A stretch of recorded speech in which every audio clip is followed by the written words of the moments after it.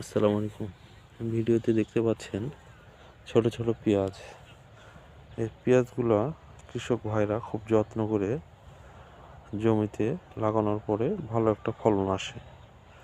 কিন্তু বিগত কিছুদিন আগের একটা প্রাকৃতিক দুর্যোগে ব্যাপক কৃষকের ক্ষতি হয়েছে। এই জমিতে এতদিন পেঁয়াজ হয়ে যাওয়ার কথা, সে জমিতে আবার নতুন করে কৃষক ভাইরা পেঁয়াজ লাগাইতেছে।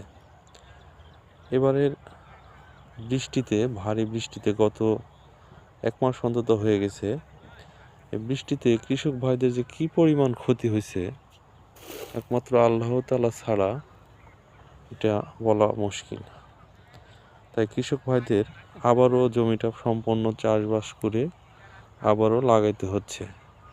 এর জন্য কৃষকের ডবল খরচ হয়ে যাচ্ছে। আর এর মধ্যে যদি দাম না পায় তাহলে তো আবার কৃষকের ক্ষতি। তাই আমরা আশা করব যেন ফসলের দাম পাওয়া যায়। আসসালামু আলাইকুম।